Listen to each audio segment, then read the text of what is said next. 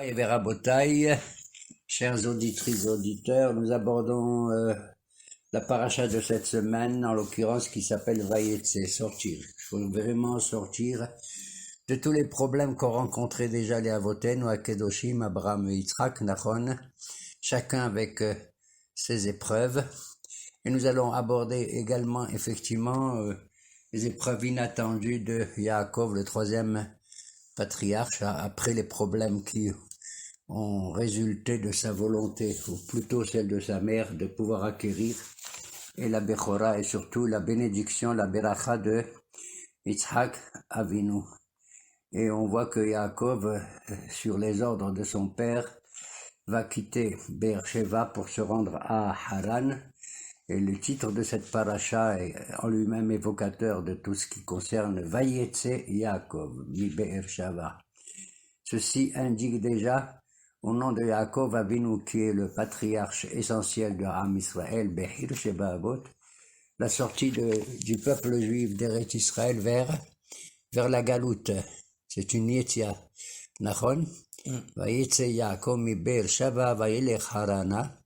Le départ est celui de Beersheba, selon les Mekoubalim, les Kabbalistes. Il quitte le puits du serment, le puits où on a juré cette alliance qu'il y avait entre Akadosh Baruch Hu et les descendants des patriarches.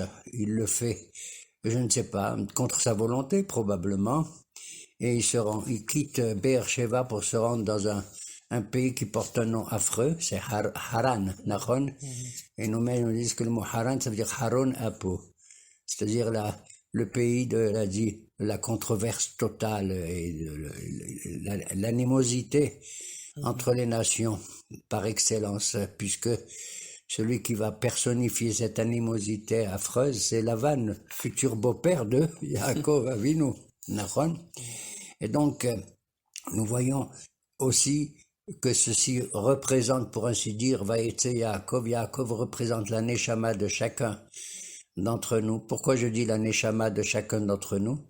Parce qu'on nous dit que dans le Kisei HaKavod, le trône royal divin, il y a des images, et surtout celle de Hakuka Shel Yaakov Avinu, de Muto.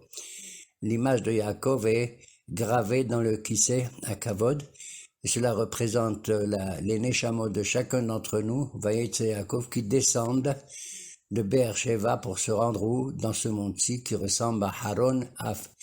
Il faut savoir se mesurer. La neshama doit savoir se mesurer avec le gouffre, avec aussi certaines tentations que nous devons combattre pour mériter notre retour dans un Olam Haba qui est un véritable Gan Eden, totalement pur comme étant notre récompense finale. Vayetse Yaakov mi Beersheba.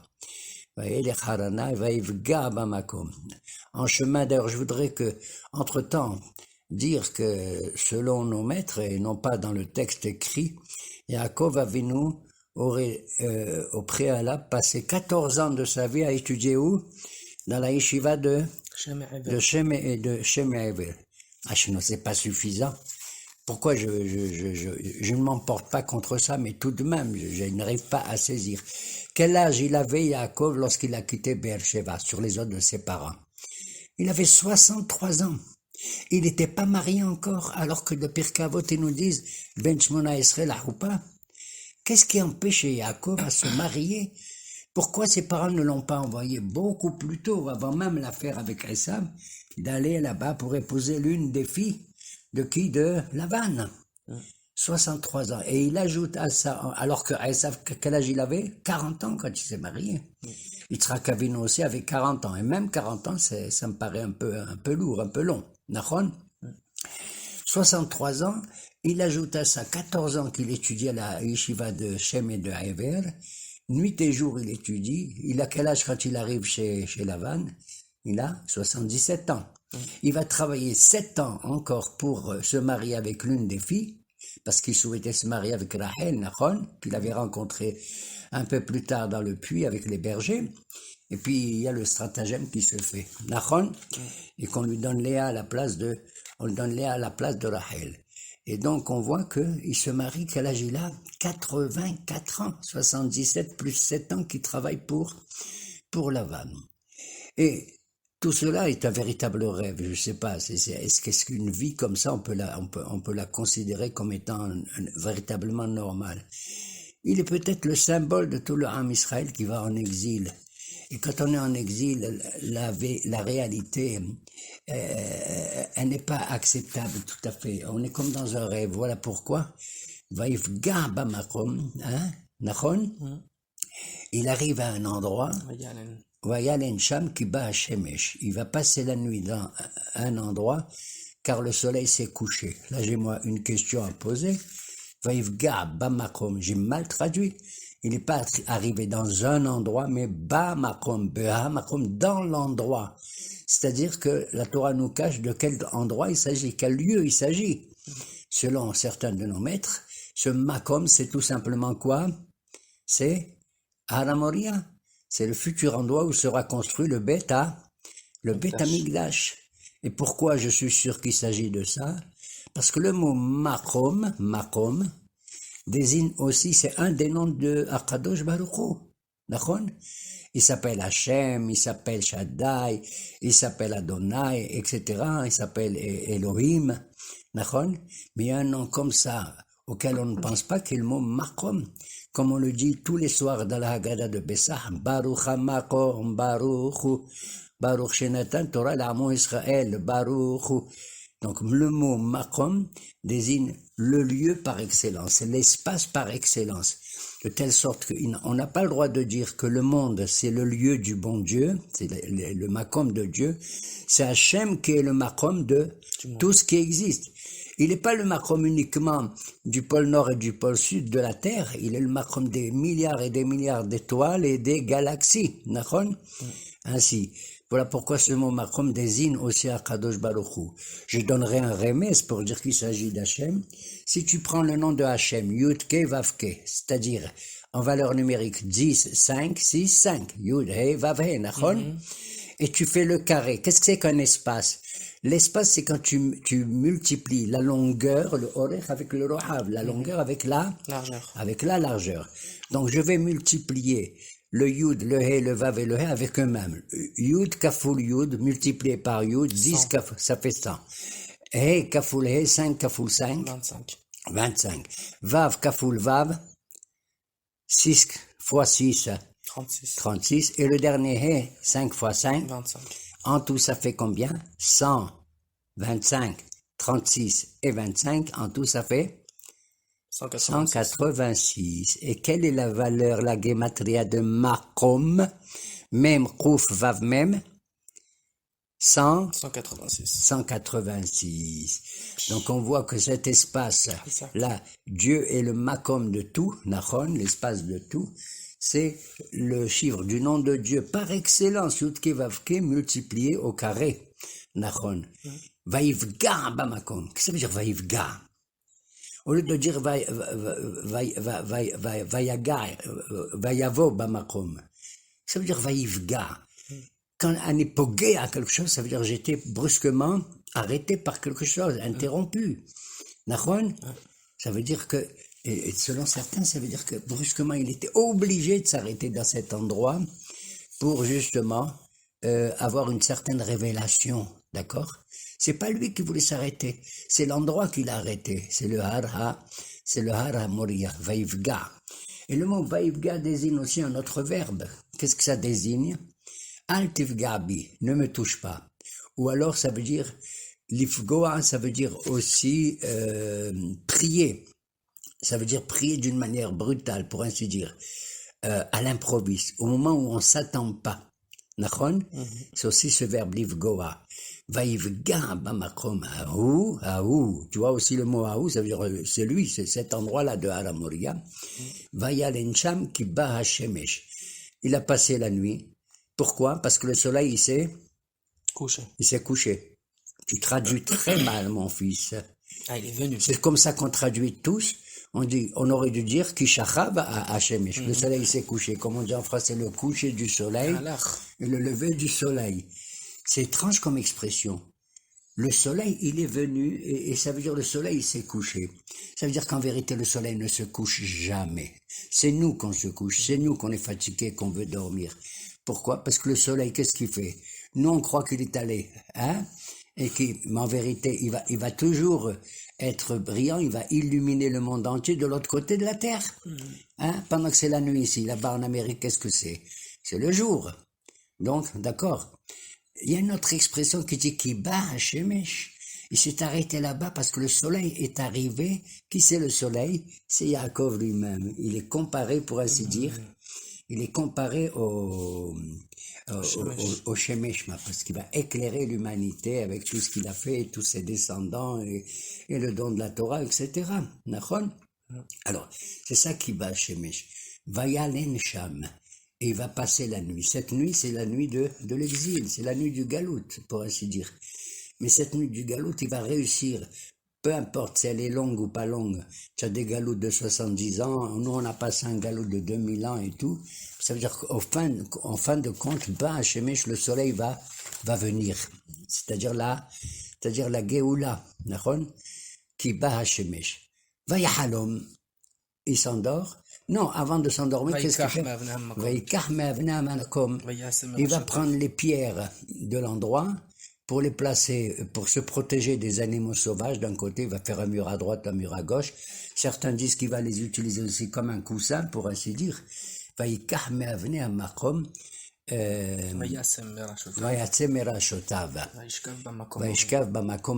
s'est couché dans cet endroit. Nos maîtres disent c'est la première fois qu'Yaakov il se couche, qu'il dort. Parce que même pendant les 14 années qu'il était chez Me'aver, il étudiait la Torah, il dormait pas. Et on te dit Vaishkav Bamakom Mao, c'est la première fois que il s'endort. Et c'est là qu'il va faire effectivement, il va faire un rêve, Nachon. Il va faire un rêve absolument incroyable. En général, Mouraï Verabotaï, faire un rêve, qu'est-ce que ça veut dire de faire un rêve? C'est libérer quelque part toutes les pensées qu'on a emmagasinées pendant un certain nombre de temps, et surtout pendant le dernier jour, hein, et sans le vouloir, ou en le voulant, j'en sais rien, parce que notre conscience, elle travaille tous, même quand on dort, le moi, il travaille, oui ou non? Mais il travaille à sa manière. Il est plus libre. Il n'est pas soumis, le rêve n'est pas soumis à ma volonté, à mon ratson, à moi. Hein? D'autant que je suis maintenant détendu et je vais libérer toutes les pensées les plus obscures, les plus impossibles à dire quand je suis réveillé. C'est pas possible, je ne peux pas raconter tout ça. Ce que je regarde dans mon inconscient, dans mon subconscient, pour mon soukoum, hein, et que maintenant le halom va me libérer et va indiquer réellement quel est mon désir dans la vie, à quoi j'aspire. D'ailleurs, nos hachamim, ils disent, Sheva yalim bali paked ra. Un homme qui dort pendant une semaine et qui fait pas un seul rêve, il est appelé mauvais, d'accord? C'est-à-dire, il n'arrive pas à se libérer véritablement. Il cache tous ses secrets du début jusqu'à la fin. C'est mamash affreux. Et voilà pourquoi on dit que le halom c'est ehad mishishim chez la nevoa. Le halom est 1/60 d'une prophétie. Jusqu'à présent, Akadosh Baruch Hu s'est adressé à Abraham et à Yitzhak à travers une nevoa normale. Mais là, vis-à-vis de Yaakov, qui représente l'homme qui va vers la galoute, c'est à travers un halom. Et ce halom est important de le faire. Pourquoi on dit celui qui rêve pas pendant une semaine, c'est affreux? Il est sûr que la plupart d'entre nous, Baruch Hashem, ont fait des rêves, mais il arrive qu'en se réveillant, on l'oublie. Bon, c'est pas grave, on l'a oublié. Mais en vérité, ce halom-là, il guérit la personne. C'est un remède, c'est un médicament. Parce que tu sais qu'est-ce que ça veut dire le mot halom? Vayahlimeni, que ça veut dire? La foi. Il m'a guéri. Le halom, c'est il m'a guéri. Ça veut dire que un point, tu sais, quand tu fais des ponctuations dans un mot, il y a le hirik, il y a le kubutz, il y a le shuruk, il y a le qamatz, il y a le patah, ils sont pratiquement tous en bas du mot, en bas de la lettre.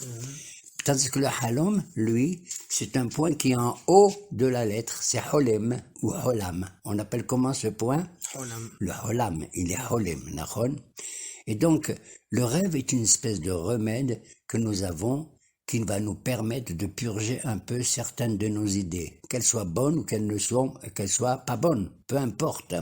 D'accord?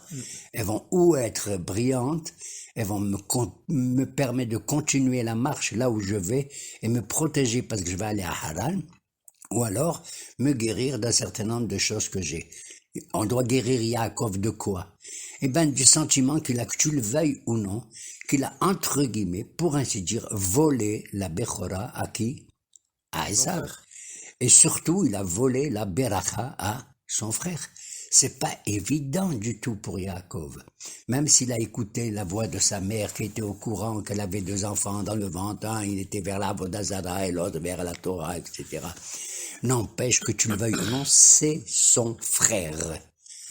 Que je le veuille ou non, moi je dis que Esav c'est son frère. Et que Esav c'est le fils de qui? De Rivka Imenu. Comme Ishmaël, c'est le fils de qui? De Abraham Avinu.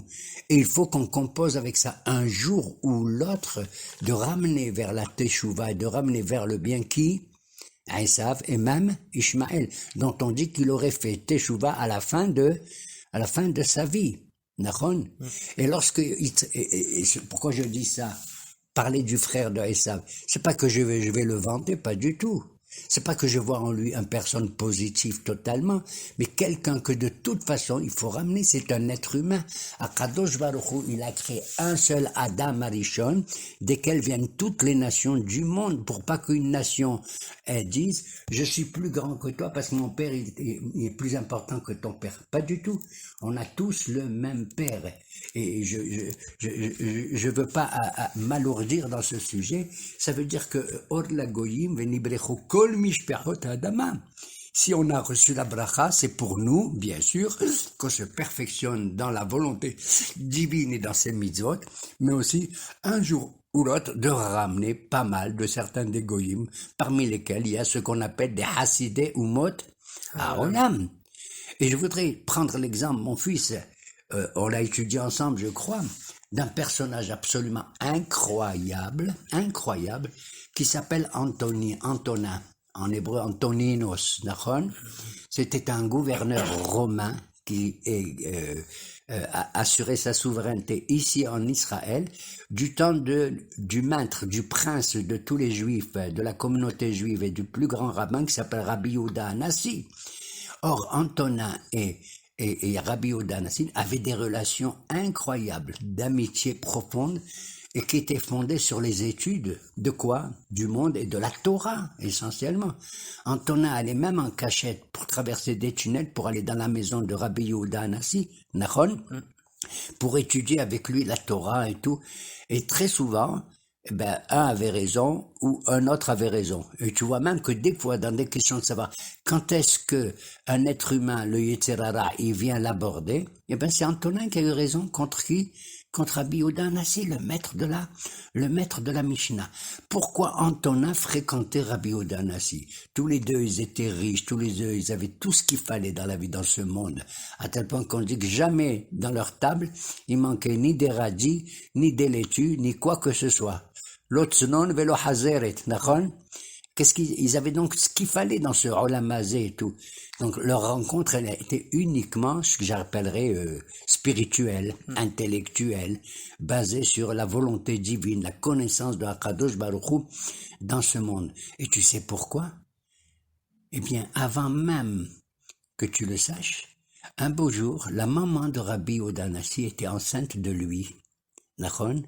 Quand elle a accouché, au 8e jour, on doit faire quoi? La Brit Mila. Or, à l'époque, les Romains, ils marchaient même, ils avaient interdit aux Juifs de faire les mitzvot de la Torah et surtout de ne pas faire la circoncision, la Brit Mila. Or, la maman, elle avait un bébé, ce sera le futur Rabbi Yehuda Hanassi, un bébé. Elle lui a fait la Brit Mila malgré toutes les interdictions des Romains et quelqu'un l'a dénoncé. Et ils allaient venir, les Romains, pour tuer le bébé, et peut-être la mère, je n'en sais rien, s'il avait fait.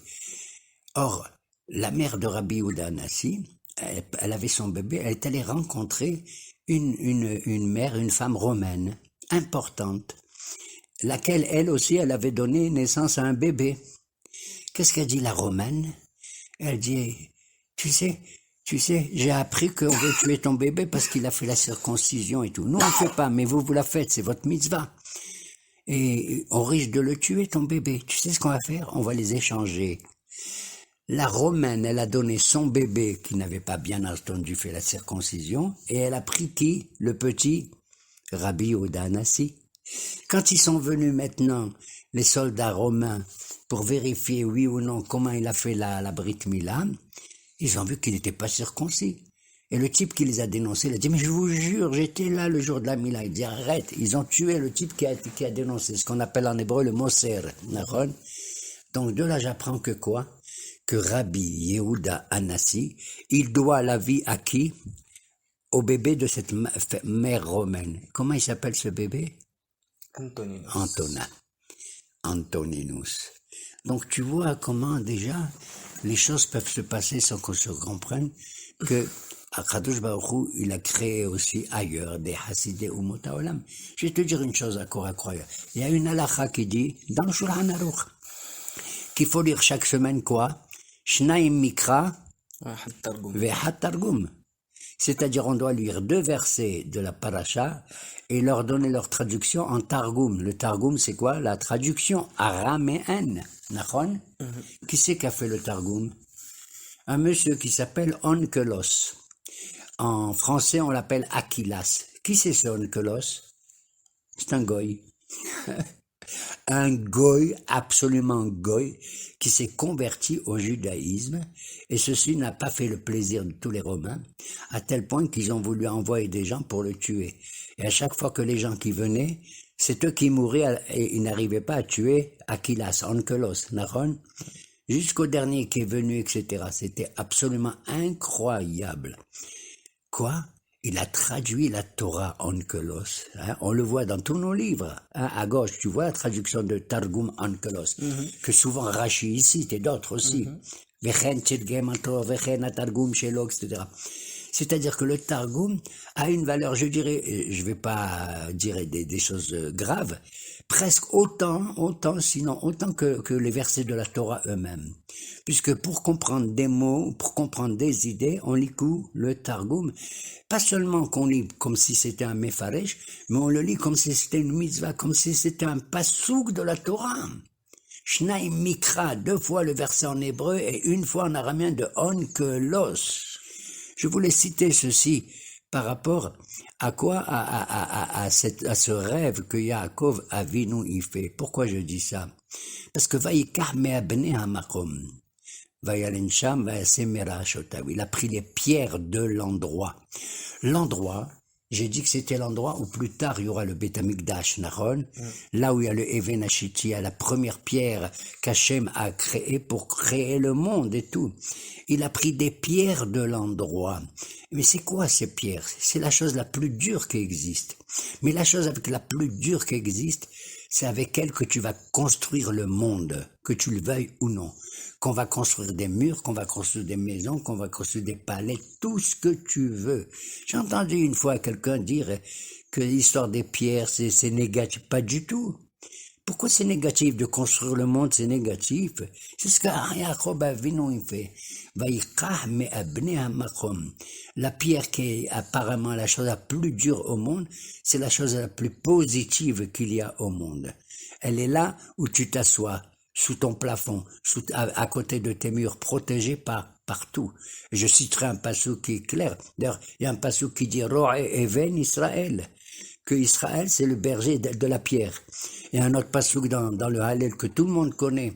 Even Ma'asu Avonim Aïta le Rosh Pina. La pierre que tout le monde dit, pop, tu donnes un coup de pied à une pierre, à quoi elle sert du tout. Aïta le Rosh Pina, elle devient la pierre de fondement, le yesod même. Et pas seulement le fondement, le début du fondement, la tête du fondement. Et c'est ça que Yaakov il fait, à travers ces gestes-là comme ça. Et quand il fait ce rêve, il est sous l'âme Mutzav Arsa. De quoi il rêve? Il rêve d'une échelle. Une échelle, tout le monde traduit que les pieds touchent le parterre et la tête le ciel. C'est vrai? Non. Il n'y a pas écrit Vene Sulam Mutzav Ba'aretz Verosho Magia Bashamaim. À ces conditions, je dis oui, l'échelle touche la terre et le haut touche le ciel. Non, il écrivait Ine Sulam Mutsab Arza. Arza. Ça veut dire que l'échelle, elle se dirigeait vers la terre. Comme on dit Harana, vers Haran, d'accord? Mitzrayma, Vers la Mitzrayim. terre. Donc, le soleil, le Soulam, d'ailleurs, le mot Soulam, c'est la Gematria 130 de quoi? De Sinaï aussi, hein?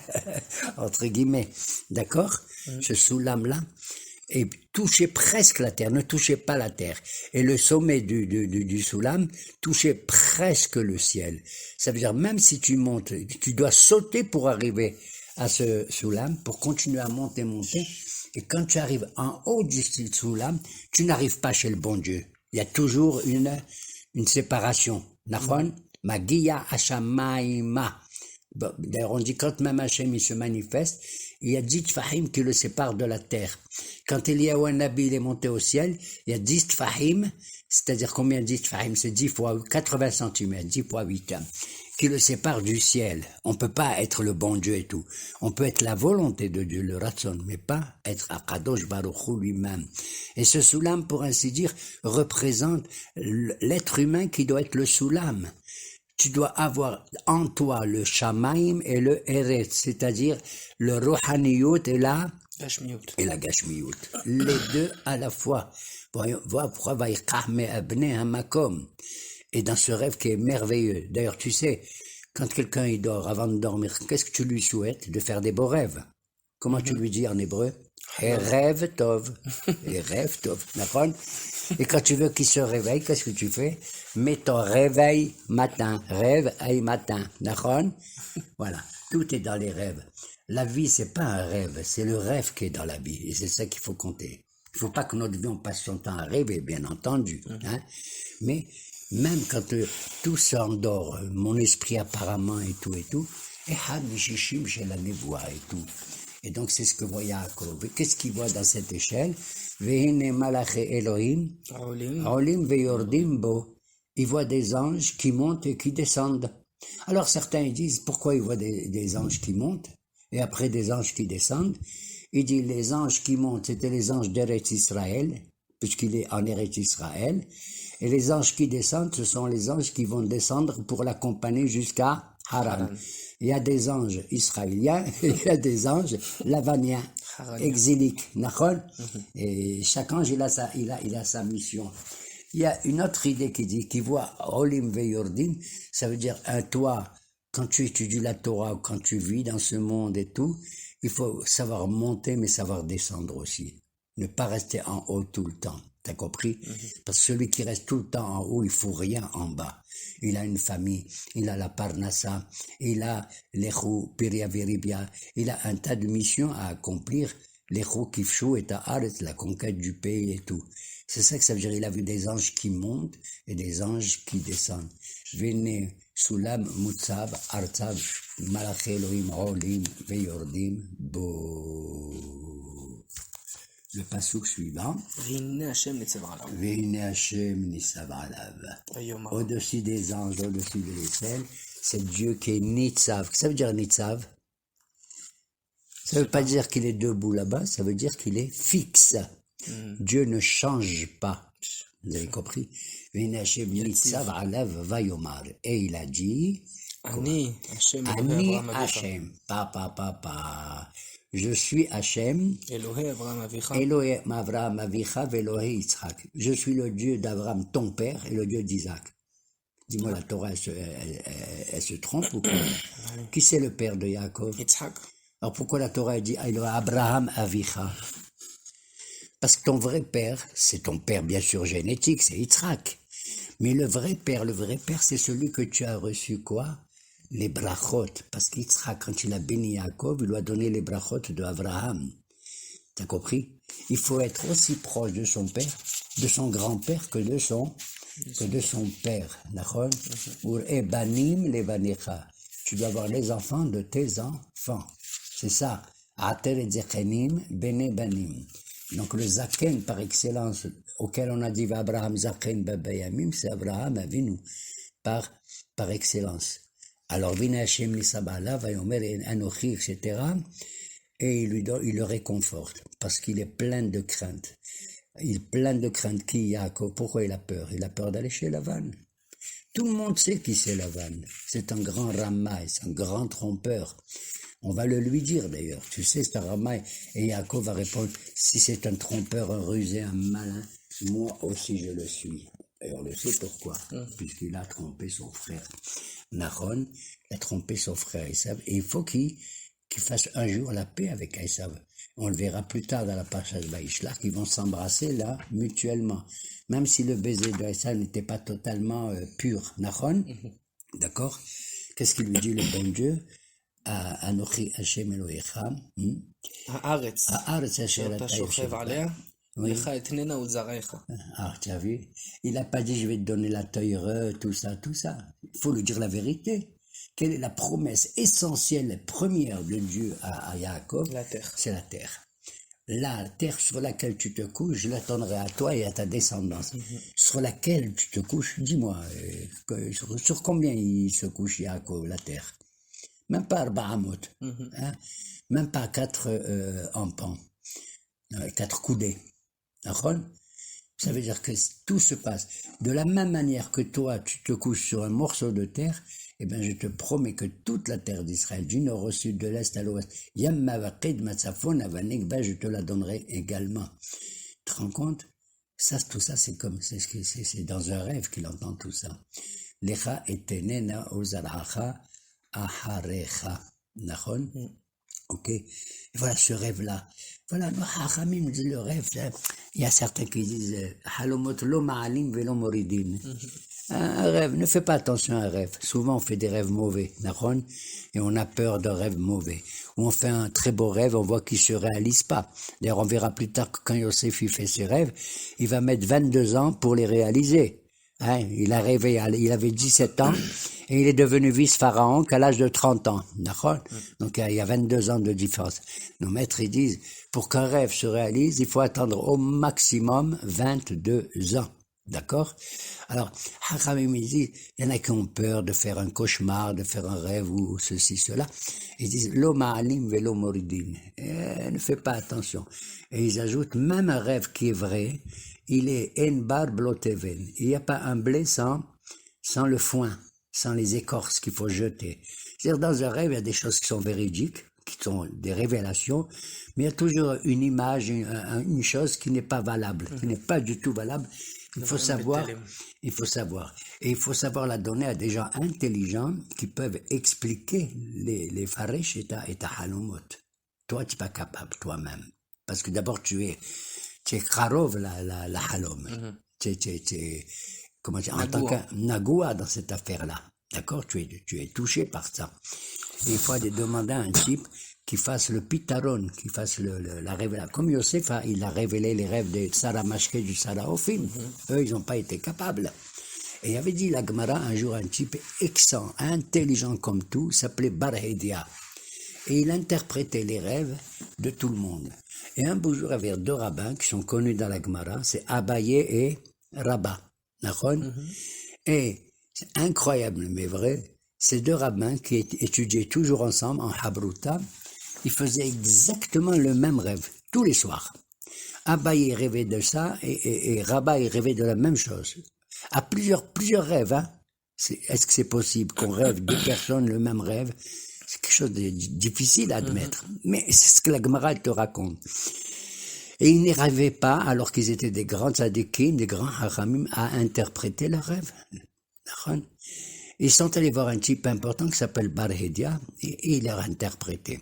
Quand le Barhedia a interprété à Abaye lui donnait de l'argent. Waouh! Et quand Rabba, il a voir Barhedia pour interpréter son rêve, c'était le même que Abaye. Il avait la même interprétation, mais Rabba ne donnait pas de l'argent. Et à chaque fois, ce Barhedia, il donnait une interprétation belle et jolie à Abaye, parce qu'il le payait, et il donnait une interprétation mauvaise, affreuse, à qui? À Rabba, parce que Rabba ne le payait pas. Mamash. Moi, je pose une question à nous-mêmes que j'ai pas réussi à comprendre.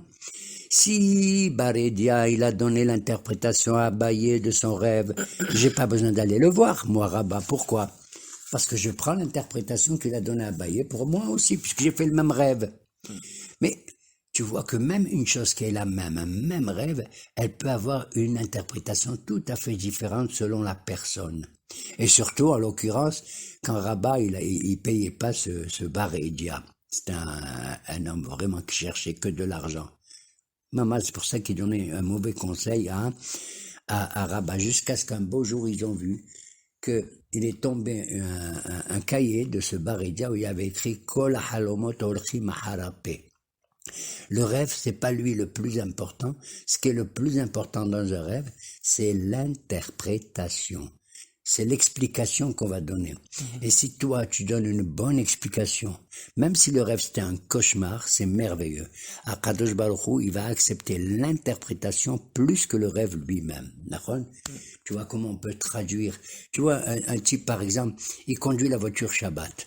Ouais, Shabbat. Mais tu ne sais pas, il est en train de conduire sa femme qui va accoucher. Ou peut-être qu'il fait partie du MADA. Il fait partie des ambulances. Tu n'en sais absolument rien. Tu peux pas juger comme ça de manière extrémiste dans un monde qu'on appelle Alma de Shikra, le monde du mensonge. Donc, il faut savoir se mesurer dans tout ça. Et tout cela, on apprend d'où? De ce halom de qui? De Yaakov Avinu. Yaakov Avinu qui fait un rêve de ce genre absolument incroyable, avec la protection d'Akadosh Baruch Hu, Shmarticha. Et Yaakov dit, je t'en prie mon Dieu, protège-moi jusqu'à ce que je retourne chez mon père. Venatani lechem lechol ou beged lilbosh. Et donne-moi du pain à manger. Le mot lechem, c'est pas que le pain, ça veut dire la nourriture à manger et un vêtement pour m'habiller. Pourquoi il dit ça?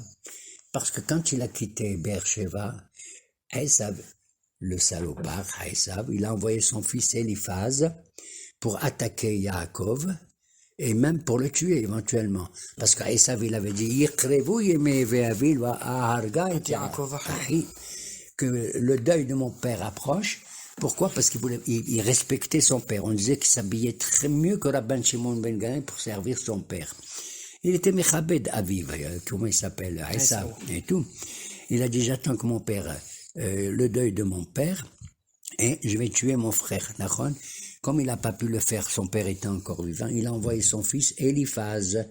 Et Eliphaz, il a voulu attaquer Yaakov, qui lui a dit, écoute, je te donne tout ce que j'ai, mais ne me tue pas. Et quand je te donne tout ce que j'ai, même mes habits, même les bijoux que j'ai, il avait quitté Beersheva avec des choses, nachon, pour pouvoir se marier, il avait la nidounia et tout, nachon. Et Yaakov, il lui a dit, tu sais, si je te donne tout ce que j'ai, je suis presque nu, Ani Hashuv Kemet. Un homme pauvre, il est considéré comme s'il était mort. C'est-à-dire, il lui manque beaucoup de choses, quelle vie il va avoir. Il n'a pas de quoi manger, il n'a pas de quoi s'habiller, etc. Barminan. C'est affreux de dire ça, mais c'est comme ça. À tel point que Eliphaz, d'ailleurs, comment tu traduis son nom? C'est le fils de Esav, et c'est le père de qui? Tu sais de qui? De Amalek, ce Eliphaz. Il va le voler, il va prendre tout de Yaakov, et Eliphaz, ça veut dire vers moi, c'est le pèse. Paz, c'est le fric. En hébreu comme en français, d'ailleurs. Paz, pèse. D'accord? Et alors, il lui dit, si tu me prends tout ce que j'ai, je suis Ani Hashuv Kemet. Il y a 4 personnes qui sont considérées comme morts alors qu'ils sont vivants. Ils vivent une vie un peu difficile, presque ils sont des métiers. Qui sait? Mais j'ai trouvé un petit remède, c'est Marad Aiver. Marad Aiver. Même Rejdalet Aiver. Même c'est Myriam, la pauvre. Quelqu'un qui est frappé de la tsaraat, de la lèpre, mais la lèpre biblique, pas la lèpre de nos jours. Hein? Il est Hashouf Kemet, puisque la pauvre Myriam qui a dit une chose apparemment pas méchante, elle a dit pourquoi Moshe il s'est séparé de sa femme et nous on s'est pas séparé de notre conjoint et on continue à être des Névim, en quoi il se sépare et tout. Elle a fait un petit peu comme on dit du Lachon Hara, et à cause de ça elle a attrapé la lèpre. Myriam la merveilleuse qui a sauvé Moshe du Yehor, du Nil et tout. Et alors Moshe il va prier pour elle. Quand il va voir ça, il va lui dire Elna refana la al tehi kemet, que ma sœur ne soit pas comme une morte. Donc on voit que le tsaraat, celui qui est frappé de la lèpre, le lépreux, il est considéré comme un mort. C'est le premier. Même Resh, c'est qui? C'est Rachel Imenu, la pauvre. Une femme qui a atteint un certain âge et qui n'a pas d'enfant, elle est considérée comme morte. C'est ce qu'elle a dit Rachel à qui à Yaakov plus tard, hein? Elle a dit Havali banim ve'im ayin meta anochi. Elle se plaint Yaakov. Il dit si j'ai pas des enfants, tu me fais pas des enfants, meta anochi. C'est comme si j'étais morte. Et le pauvre Yaakov, le pauvre, il aurait dû se mesurer. Il lui dit, Attahat Elohim Ani, qu'est-ce que tu me demandes d'avoir toi des enfants? Est-ce que je suis à la place du bon Dieu qui t'a empêché d'avoir des enfants et tout? Même Rachi et d'autres, ils disent comment Yaakov parle mal à sa femme, à Rachel, la pauvre. Pourtant, c'est celle qui était la plus belle et celle avec laquelle il voulait se marier, Nachon. Et c'est normal. Donc tu vois comment la maternité. Et pourquoi? Parce que la femme, elle n'est une femme que si elle donne la vie elle-même. C'est ça la maternité, c'est donner la vie à quelqu'un d'autre pour exprimer son amour le plus profond à quelqu'un d'autre, c'est-à-dire à son bébé.